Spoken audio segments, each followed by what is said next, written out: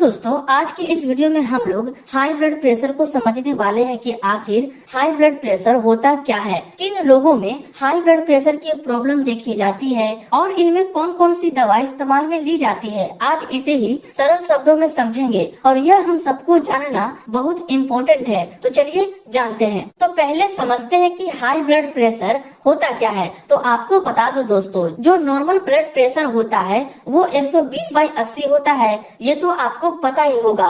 और इस ऊपर वाले प्रेशर को सिस्टोलिक प्रेशर कहते हैं और इस नीचे वाले प्रेशर को डायस्टोलिक प्रेशर कहा जाता है। तो जनरली दोस्तों सिस्टोलिक ब्लड प्रेशर 140 हो जाए या 140 से एबव हो तथा डायस्टोलिक ब्लड प्रेशर 90 हो जाए या 90 से एबव हो तो हम इसे हाई ब्लड प्रेशर कहते हैं। और इसी चीज को दोस्तों हाइपरटेंशन के नाम से भी जाना जाता है, क्योंकि हाइपर का मतलब ही ज्यादा होता है, इसलिए इस नाम को भी आप ध्यान में रखिएगा। इस बीपी चार्ट के माध्यम से आप समझ सकते हैं कि हाई ब्लड प्रेशर या लो ब्लड प्रेशर में क्या चेंजिंग होती है। दोस्तों अगर किसी पेशेंट का बीपी चेक करने पर यदि उसका ब्लड प्रेशर 140/90 आए तो ऐसे पेशेंट को हम कह सकते हैं कि हाँ उसकी बीपी बढ़ी हुई है, हाइपरटेंशन की समस्या है उस पेशेंट के साथ। उम्मीद है दोस्तों इतना आप समझ गए होंगे कि हाई ब्लड प्रेशर होता क्या है। आप जानते हैं कि हाई ब्लड प्रेशर होने के पीछे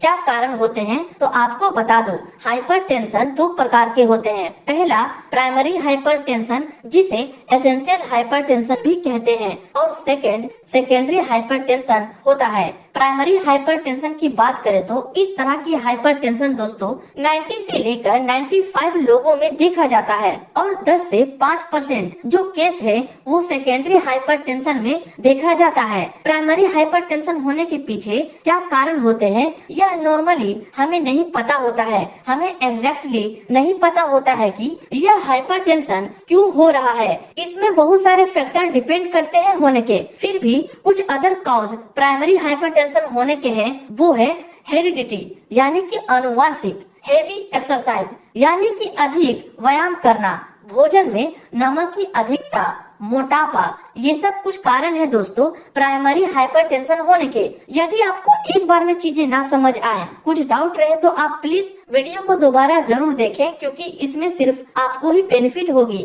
सेकेंडरी हाइपरटेंशन होने के कारण देखें तो वो है रीनल आर्टरी स्टेनोसिस, यानी कि दोस्तों किडनी में जाने वाली आर्टरी नैरो हो जाती है, जिससे किडनी में पर्याप्त ब्लड फ्लो नहीं हो पाता, जिसके कारण हाइपरटेंशन की समस्या हो जाती है। ग्लोमेरुलोनेफ्राइटिस यानी कि दोस्तों हमारे किडनी में पाए जाने वाला फिल्टरिंग पार्ट डैमेज होने के कारण या इन्फ्लामेशन होने के कारण भी हाइपरटेंशन की समस्या हो जाती है। Tumour of suprarenal gland, hyperparathyroidism, ये सब कुछ कारण है दोस्तों सेकेंडरी हाइपरटेंशन होने के। ये सब आप जरूर याद रखिएगा और ये सब का आप स्क्रीनशॉट जरूर लेते हुए चलिएगा। अब जानते हैं दोस्तों कि हाइपरटेंशन होने पर आपको क्या क्या साइन और सिम्टम देखने को मिलते हैं। तो वो है हेडेक, सिर दर्द होना, डाइजीनेस यानी कि सिर चकराना, वोमिटिंग, वर्टिगो, कानों में घंटियां बजना, एपिटेक्सिस यानी कि नाक से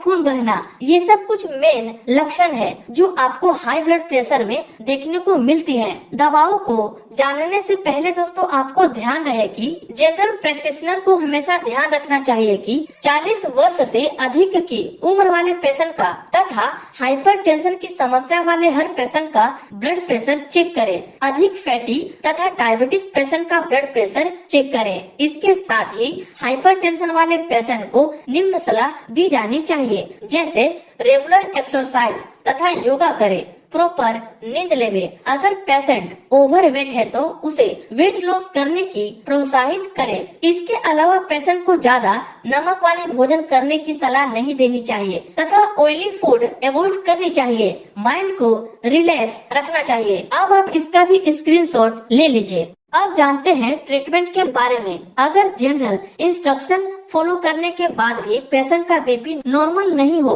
तथा यदि पेशेंट का ब्लड प्रेशर सिस्टोलिक 120 से लेकर 140 तक हो और डायस्टोलिक प्रेशर 80 से 100 हो तो टैबलेट एटेन 25 mg की गोली हर रोज एक गोली दी जानी चाहिए, जिसका कॉम्पोजिशन एटेनोलोल होता है जो हाई ब्लड प्रेशर को ट्रीट करता है, इसलिए इस कॉम्पोजिशन को आप याद रखना। नेक्स्ट टैबलेट है लोसार्टास 50, जिसका कॉम्पोजिशन लोसार्टन पोटेशियम होता है, जो कि हमारे हाई ब्लड प्रेशर को ठीक करने का काम करता है। एटेन टैबलेट की जगह इस लोसार्टस टैबलेट को यूज किया जा सकता है। इसको रोजाना एक गोली लेना होता है। यह टैबलेट नाइकार्डिया रिटार्ड 20, जिसका कॉम्पोजिशन नाइफेडिपाइन सब्सटेंट रिलीज 20 mg होता है। इस टैबलेट को भी दोस्तों आप यूज कर सकते हैं। इसको भी रोजाना एक गोली लेनी होती है।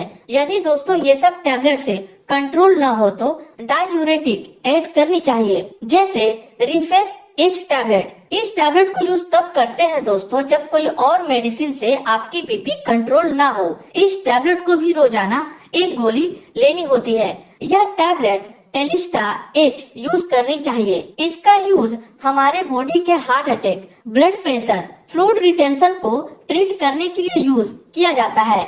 इस टैबलेट को एक गोली रोजाना लेनी होती है। और हाँ दोस्तों, आपको विशेष रूप से इस बात का भी ध्यान रखना है कि यदि पेशेंट अस्थमैटिक हो तो उसमें बीटा ब्लॉकर टैबलेट का यूज ना करें। इस बात का आप ध्यान जरूर रखिएगा। ये थी दोस्तों छोटी सी नोट्स हाइपरटेंशन के बारे में। उम्मीद है ये वीडियो आपको अच्छी लगी हो। मिलते हैं अब आपसे नेक्स्ट वीडियो में।